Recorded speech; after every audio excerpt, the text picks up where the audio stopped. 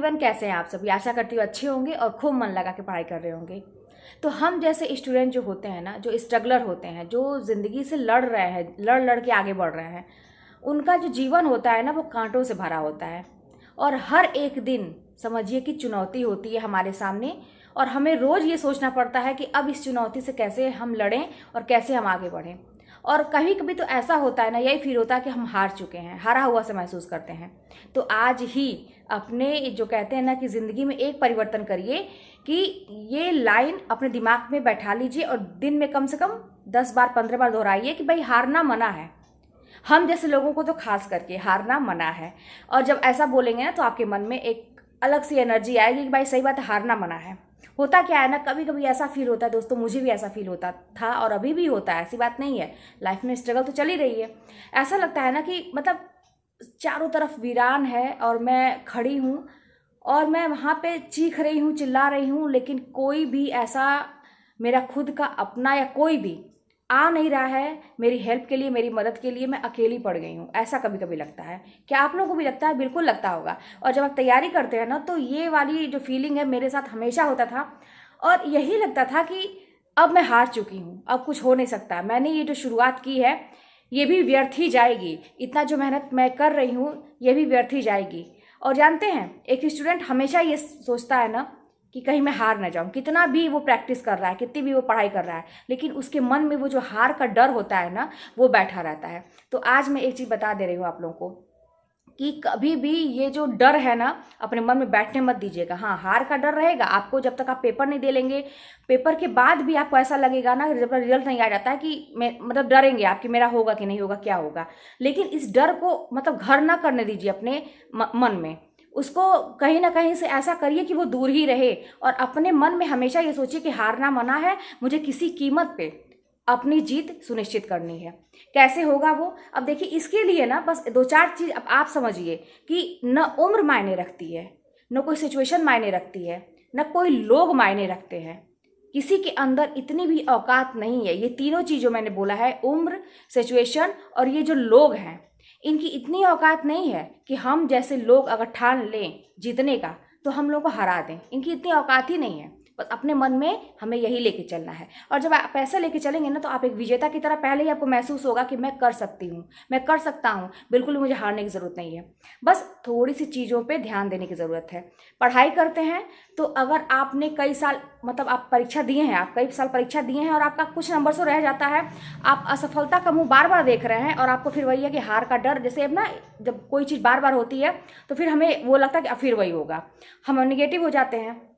आप पहली बात तो कुछ ना कुछ उसमें बदलाव कीजिए। जो आप पढ़ाई कर रहे हैं, पहले जो कर रहे थे और अब का सोचिए कि पहले मैं कैसे पढ़ाई करती थी, कैसे क्या करता था और अब मैं क्या उसमें चेंज किया हूँ। तो देखिए, क्योंकि परीक्षा का पैटर्न भी रोज चेंज होता है, बाकी चीज़ें भी चेंज होती हैं, तो इसीलिए आपको भी ये सोचने की जरूरत है कि हम अपनी तैयारी में क्या परिवर्तन कर रहे हैं, क्या ऐसी नई चीज़ हम ला रहे हैं जिससे इतना कुछ करने पे तो मेरा सिलेक्शन नहीं हुआ, तो हम ऐसा क्या नया कर रहे हैं कि अब की बार मेरा परीक्षा निकल जाए। उसकी सीधी सी बात यह है कि देखिए, कठिन से कठिन प्रश्न पूछे जा रहे हैं, किस राइटर के मतलब बुक से पूछे जाएंगे, कुछ कहा नहीं जा सकता है। बस यही है कि आप ये कोशिश करिए कि जो ऐसी चीज़ें जैसे पहले का जो हम लोग का पेपर हुआ था उसको उठाइए, देखिए कि अब क्या प्रकृति हो गई है, समझिए, उन पेपर को समझिए। आप बहुत साल 10-15 साल के जो प्रैक्टिस सेट आते हैं उसको तो आप सॉल्व कर रहे हैं, आपने एक प्रकृति समझ ली कि हाँ एग्जाम में ऐसे ऐसे प्रश्न पूछे जाते हैं। लेकिन अब क्या चेंज हुआ है उस चीज़ को आप समझिए।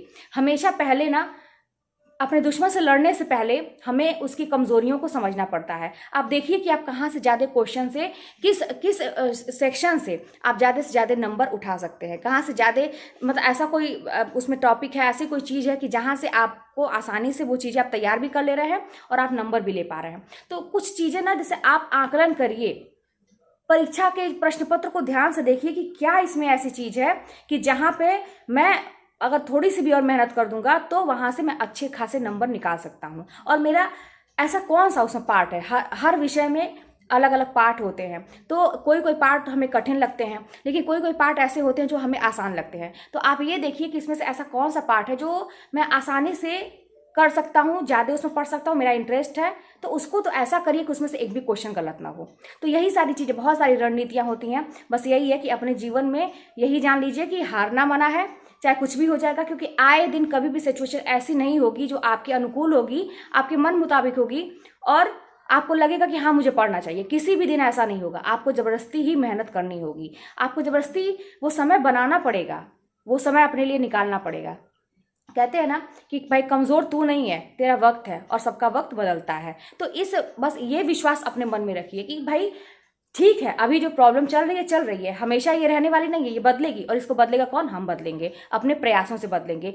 जैसा हम पहले से करते आ रहे हैं हम उसमें परिवर्तन लाएंगे, क्योंकि सब चीज़ें बदल रही हैं तो हमें भी अपने आप को बदलना पड़ेगा। तो बस अपने मन में हमेशा ये सोचिए कि हारना मना है, मेरे पास कोई प्लान बी नहीं है, प्लान ए ही है।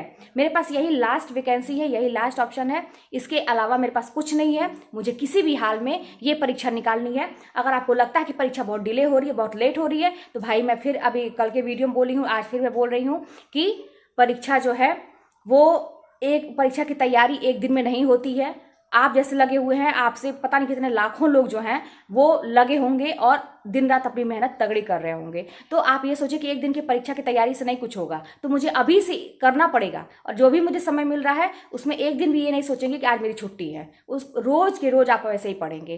तो बस यही सारी चीज़ थी दोस्तों। और मैं आप लोग को एक चीज़ और दिखा दूँ कि देखिए टाइम, आज मुझे सुबह से टाइम ही नहीं मिला है कि मैं वीडियो बनाऊँ, और शाम को मैं कहीं चली गई हूँ। तो देखिए रात के बज रहे हैं 11 बजने जा रहे हैं, और मैं सोची कि मैं वीडियो बना लूँ। आप लोगों को मैं बाहर का नज़ारा दिखाती हूँ। देखिए कितना अंधेरा है, देखिए।